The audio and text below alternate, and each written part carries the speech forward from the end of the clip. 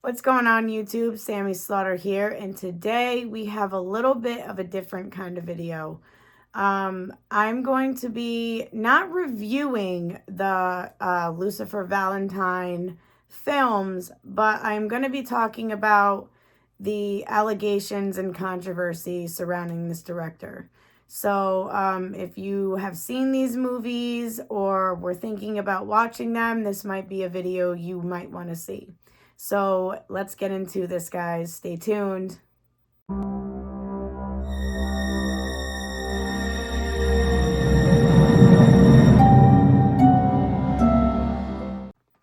So guys, if you are not familiar with the films by Lucifer Valentine, he came out with this lovely abomination of a genre called the Vomit Gore trilogy.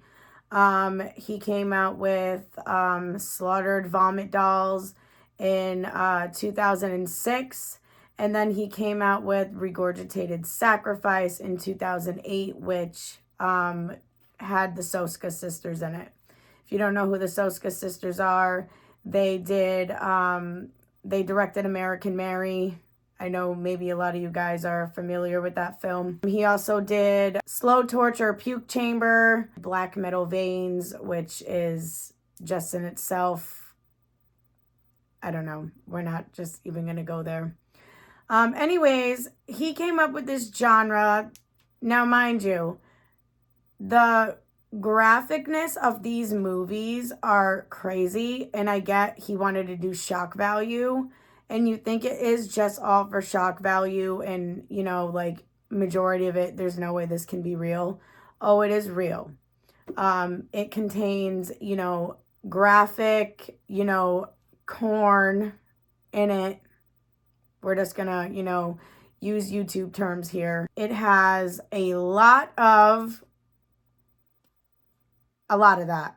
We're going to get into the backstory and why this is so controversial and the allegations. We're going to get into the allegations as well. So the first thing we're going to talk about is that he targets women with EDs. If you don't know what that is, you know, I would look that up for yourself. I don't want to say too much stuff on here. It also, he targets women with drug addictions and just are broken women at that point. He targeted a actress, Amira Lee, who he claimed he met at a party. She was a hardcore corn actress that he got to know very well. They became friends. I guess apparently at one night he had her knocking on his door with literally just a change of clothes. I guess her father had kicked her out. He described in one of his interviews that she was, you know, very pale. He said she had a lot of health problems. She was very malnourished. She looked like she was like around 92 pounds, white as a ghost. And, you know, she was addicted to drugs and alcohol. And in his words, he said she would be dead soon. So when he took her into his home, when she had gotten kicked out by her father, he said, "You can stay here. I will nurse you back to your health and all this stuff, but we have to have a power dynamic agreement," which means he's the dominant one, she's the submissive one, and he would be able to do whatever he wanted, whenever he wanted, and this included filming her. She consented to this. According to him, allegedly, she consented to this. I just can't imagine someone who you are describing is out of her mind, insane mentally, going through withdrawals and severely a mentally broken woman. I don't understand how she would be able to consent to that. Now, in his interview, he did say that, you know, in their power dynamic relationship, that he was able to film her, like I said, at any given point in time, she had to do everything that he said in order for a place to stay. That was part of their contract agreement. Now, in the midst of him filming all of this, you know, probably her withdrawals, her addiction, her downward spiral into insanity from her mental health, he filmed all of this. And that's how Slaughtered Vomit Dolls was created. That was how that movie was created, which to me is just exploitation and just horrible to do to somebody, just to film them at their darkest, worst moments. The Sosa sisters do have a big part in this, and we're going to get into that a little bit later on in this video. But he also stated that majority of his ex-girlfriends had eating disorders. Now, I'm going to tell you why that is kind of an issue.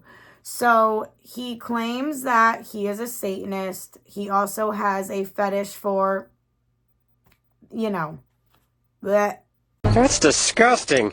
That stuff. And how I can even imagine him taking in Amira and claiming to help her. If that is your fetish, is women with EDs, and you're loving their illness, how are you going to help them get better? I think it was just a big form of manipulation to think that he was going to help her when all he did was inevitably enable her to her demise. So in 2017, Amira actually was unalived in a drug deal gone wrong. And I'm not saying that it's his fault entirely, but if he genuinely wanted to help her, he would have helped her get out of that lifestyle.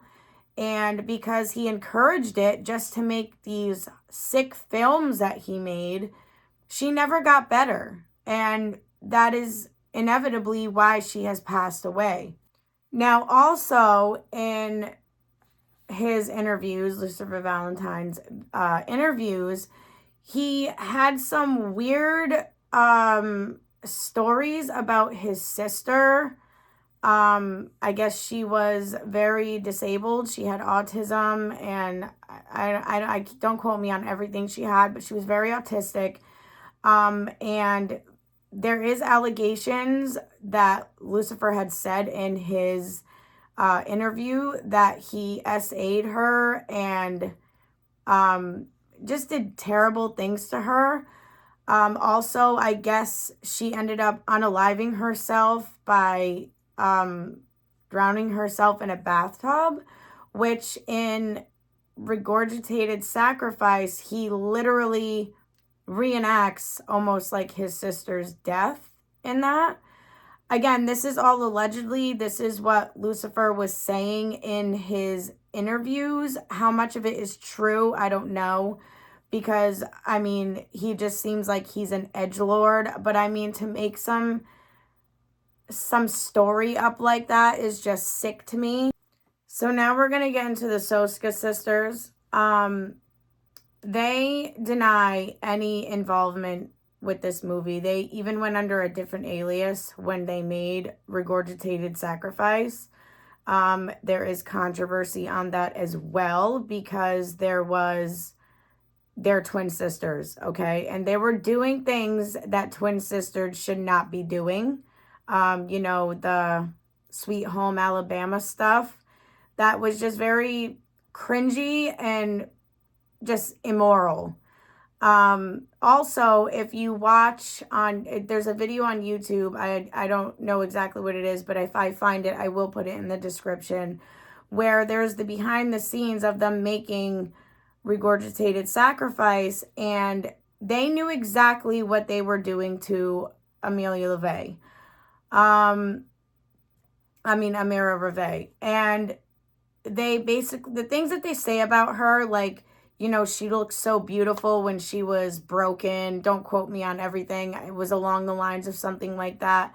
Like, they knew what was going on was wrong, and it's almost like they were getting like a sadistic pleasure out of it. It was very disturbing to see in the slightest.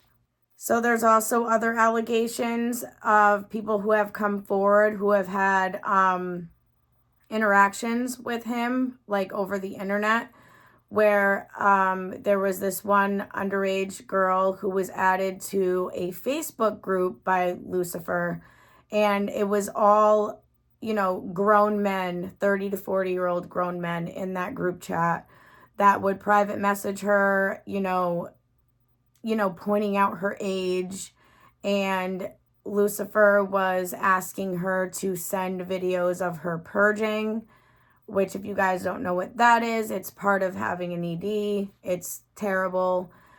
He would encourage them to self-harm.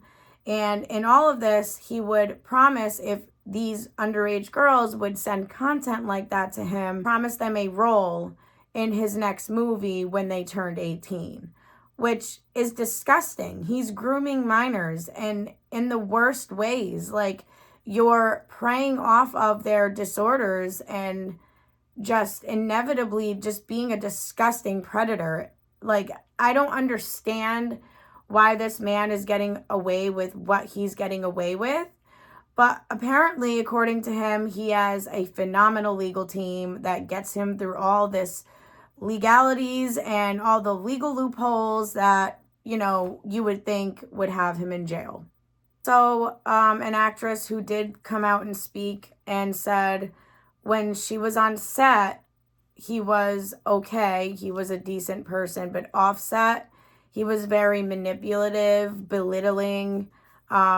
He would talk down to her, and I guess used to make her watch a video of a 12-year-old who unalived herself on a live stream, and he was obsessed with this and used to make her watch that video on a loop for hours to get into character for his movies, which is just disgusting.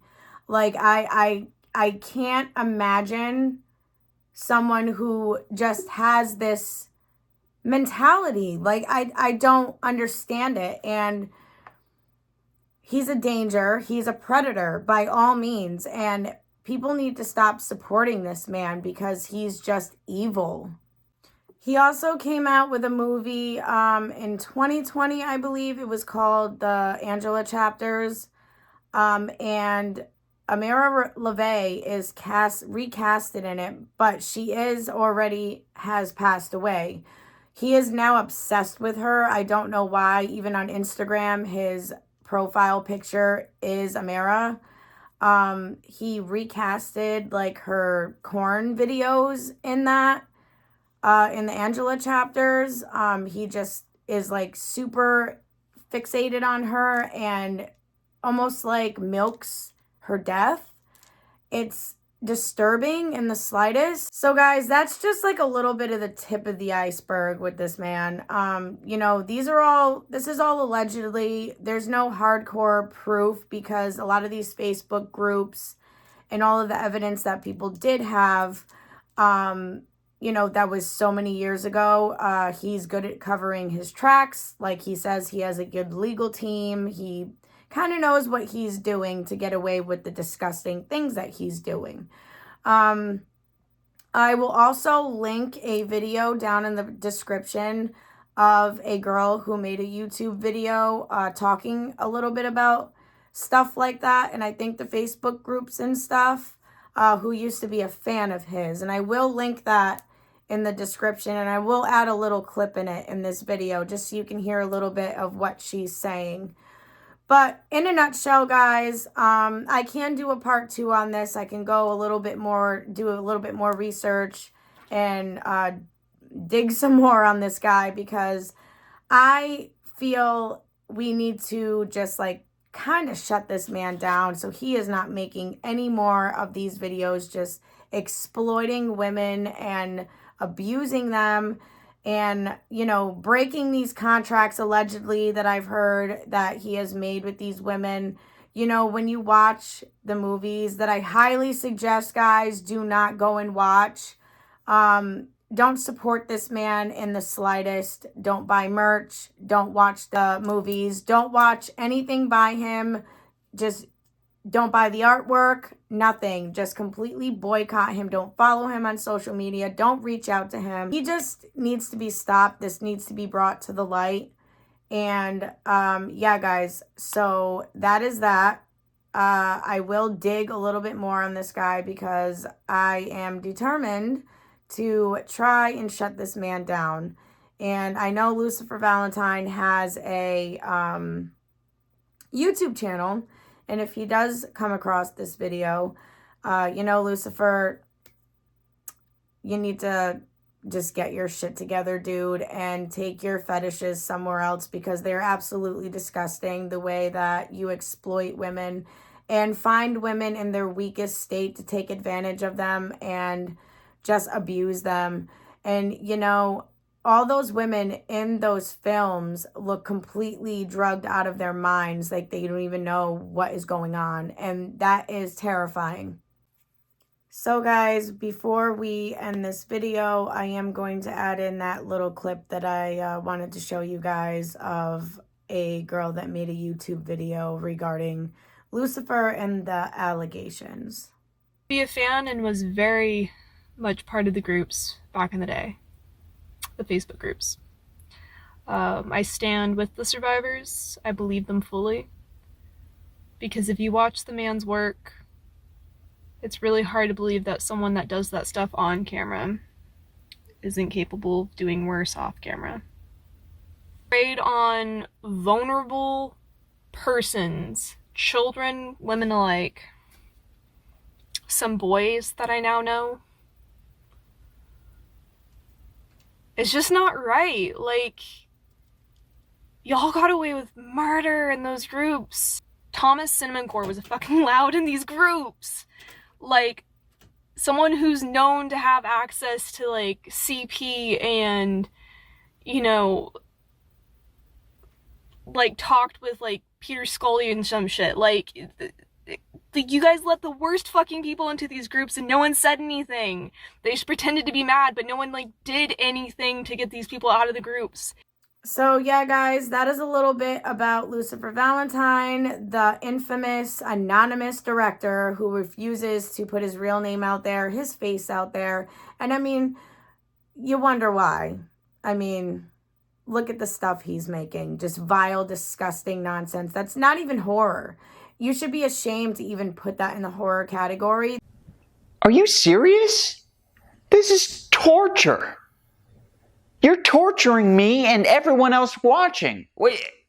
That is just a sadistic, evil man that's recording just disgusting things for his own pleasure and just slapping a horror label on it. It's not horror. It's not art. It's just pointless, disgusting nonsense.